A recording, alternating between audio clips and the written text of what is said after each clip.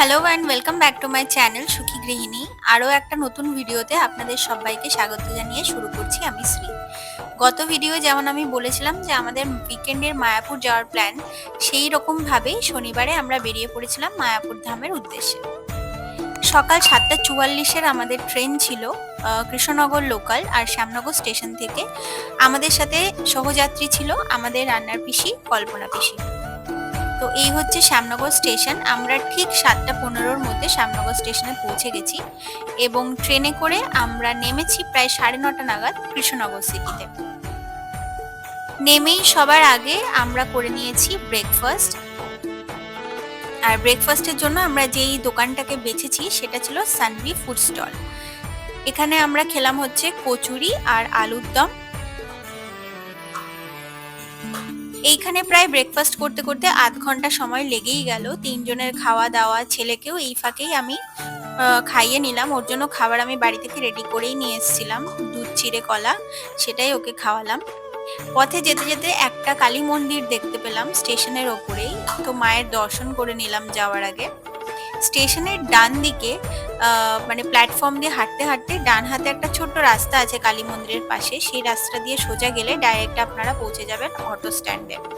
টোটোও ছিল, বাসও ছিল, কিন্তু অটোর যাওয়াটাই সব থেকে বেটার, কেননা এই রাস্তাটা প্রায় হাফ অ্যান আওয়ার মতো, প্রায় 14 কিলোমিটার মতো রাস্তা আছে এখান থেকে স্বরূপগঞ্জ ঘাট যাওয়ার জন্য।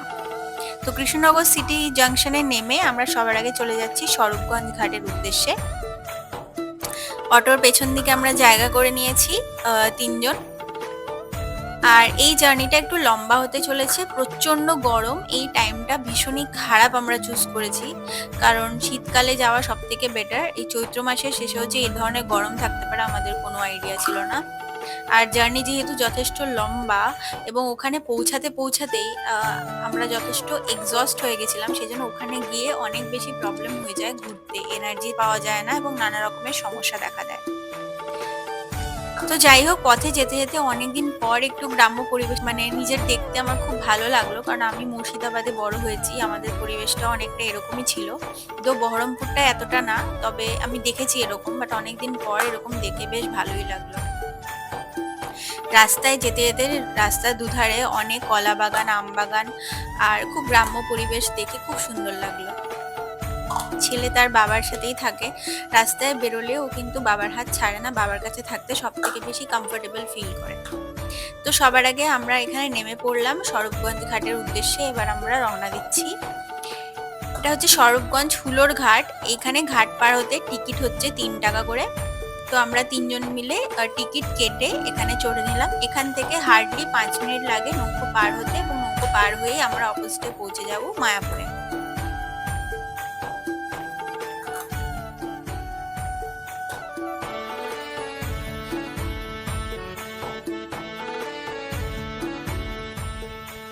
কাউন্টার থেকে নৌকো অব্দি পৌঁছাতে দুধারে এরকম দৃশ্য দেখা যায় এবং বাদিকে একটা মন্দিরও দেখা যায়, যেটা পিসি বলছিল যে এই মন্দিরটা দর্শন করতে হবে। এটা আমার ছেলের প্রথমবার নৌকো ভ্রমণ, এর আগে কখনো চাপেনি। আর যা রোদ, ওরও খুব অসুবিধা হচ্ছে। ভাগ্যিস আমরা বাড়ি থেকে ছাতা নিয়ে এসেছিলাম, তাই জন্য যাও একটু ভরসা। তো নৌকোটা এরকমই ওপেন, ছোট্ট নৌকো। আর এখানে মাত্র 5 মিনিট সময়ের মধ্যেই আমরা ঘাট পার হয়ে পৌঁছে যাব মায়াপুর।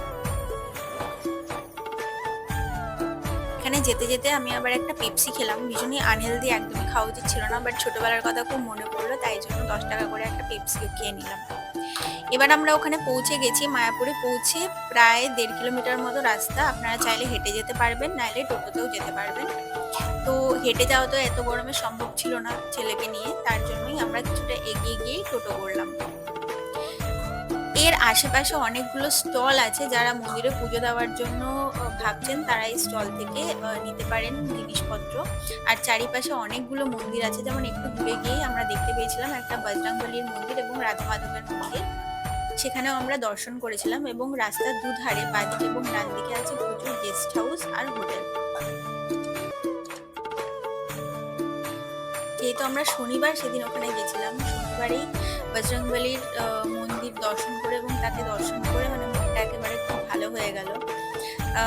এই মন্দিরের লাগোয়ায় আছে হচ্ছে রাধা মাধবের মন্দির।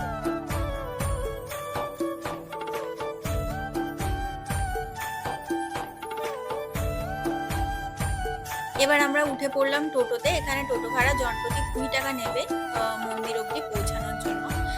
রাস্তার ডান দিকে অনেকগুলো এরকম ছোট ছোট মঠ এবং মন্দির দেখতে দেখতেই আমরা গেলাম, এবং বাঁদিকে ছিল অনেকগুলো হোটেল থাকার জন্য। যেহেতু আমাদের সেদিনকেই ফেরার কথা ছিল, তাই হোটেলে তো ঢোকার কোনো প্রশ্ন আসে না।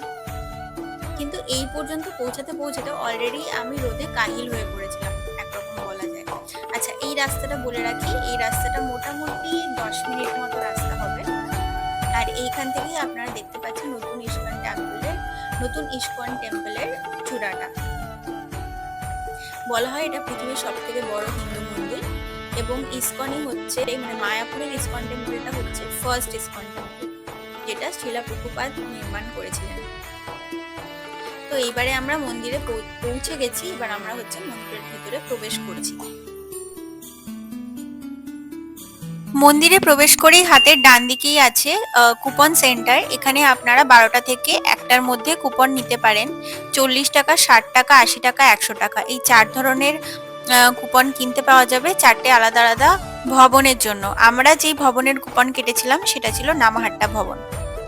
আর বাদিকে দেখতে পাবেন অখণ্ড হরিনাম সংকীর্তন, যেটা কিনা কন্টিনিউয়াসলি চলতে থাকে, এবং তার পাশেই ডান দিকে দেখতে পাবেন নতুন ইস্কন টেম্পল। এটা এখনো পর্যন্ত কমপ্লিট হয়নি, আশা করছি 2026-এর মধ্যে কমপ্লিট হবে। তো অখণ্ড সংকীর্তনে অনেকজন ছিলেন যারা কন্টিনিউয়াসলি হরিনামের এই আখড়াতে বসেছিলেন, এবং এটা দেখতে এবং শুনতে ভীষণই ভালো লাগে।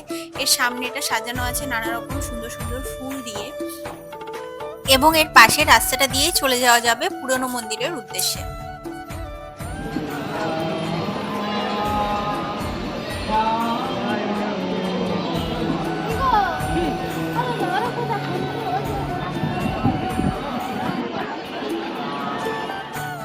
সো প্ল্যান তো অনেক কিছুই ছিল, পুরো মায়াপুরটা ভালো করে ঘোরার, আশেপাশের 5-6টা মন্দিরের সাইট সিন করার, এবং পারলে নবদ্বীপ যাওয়ারও। কিন্তু শরীরটা এমন খারাপ হলো যে কিছুই করতে পারলাম না।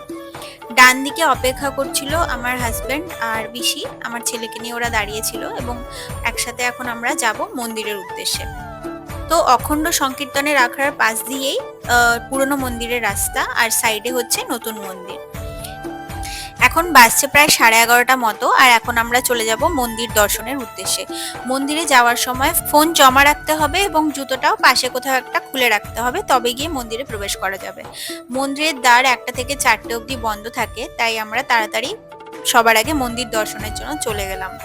ফোনটা যে সেখানে জমা রাখলাম, তারপরে বেশ খানিকক্ষণ সময় কিন্তু আমরা ফোনটা বের করতে পারিনি, তাই অনেকগুলো জায়গা আমি ভালো করে শ্যুট করতে পারিনি। প্লাস আমার শরীরটাও খারাপ হয়ে গেছিল, তাই আমি অলমোস্ট প্রায় হাফ অ্যান আওয়ার 1 ঘন্টা মতো আমি একটা জায়গাতে রেস্ট করছিলাম।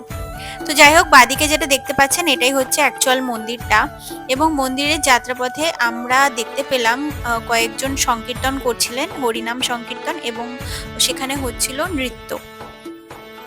সেটাও আমি খুব তাড়াতাড়ি আপনাদের সাথে শেয়ার করব।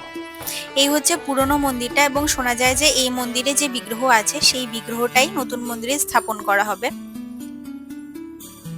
এখানকার আবহাওয়া, পরিবেশ এত প্রশান্তির যে মনটা এমনিই ভালো হয়ে যায়।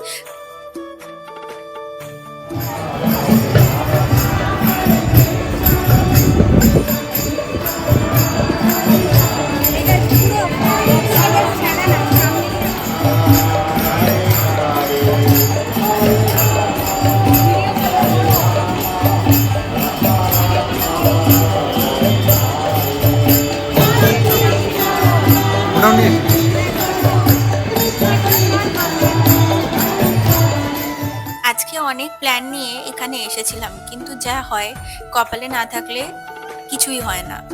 আমার এমনি সান অ্যালার্জি আছে, তার উপরে এত রোদে আমার এমন মাথা ব্যথা শুরু হলো এবং মাথা ঘোরানো শুরু হলো যে আমার জন্য সবাইকে হয়রান হতে হলো। না, এই সময় আসাটা একদমই মায়াপুরে আমার উচিত হয়নি, হয়তো শীতকালে আসলে আরো ভালো হতো। মন্দির চত্বরটা অত্যন্ত সুন্দর এবং অত্যন্ত প্রশান্তির। এখানে যে 4টি ভবন আছে তার মধ্যে সব থেকে প্রসিদ্ধ হচ্ছে গদা ভবন, যেখানে এর 1 রাত থাকার প্রাইস অলমোস্ট 400 টাকা মতো। কিছুক্ষণ বিশ্রাম নিয়ে মোবাইল ফোন নিয়ে যখন আমি আবার বেরোলাম, তখন প্রায় বাজছে 3টে মতো। এখানে কিছু কিছু জিনিস আমি শপিং করলাম। জিনিসপত্র কিন্তু এখানে ভীষণই কস্টলি। মন্দিরের ভেতরেই একটা শপিং সেন্টার ছিল যেখান থেকে আমি এই জিনিসগুলো কিনেছি এবং বাইরে অনেকগুলি স্টল আছে যেখান থেকে আপনারা জামা কাপড় চাইলেও কিনতে পারবেন। এখানে বেশিরভাগ লোকজন রাধা বেশে কিন্তু ঘুরছিল, মানে বেশিরভাগ মেয়েরা আর কি। যদিও এটা কোনো গাইড ভিডিও নয়, কেননা আমি পুরো জায়গাটা আপনাদের সাথে শেয়ার করতে পারলাম না, কিন্তু যাওয়া থেকে যেটুকু আমি রেকর্ড করেছিলাম এবং মন্দিরের ভেতরে যেটুকু এক্সপিরিয়েন্স আমার হয়েছে সবকিছুই আপনাদের সাথে শেয়ার করার চেষ্টা করেছি।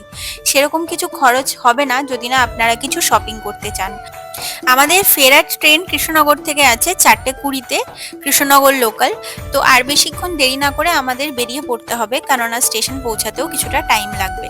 সন্ধ্যা আরতির সময় হচ্ছে সন্ধ্যে 7টা। যারা এখানে থাকবেন তারা নিশ্চয়ই দেখতে পারবেন।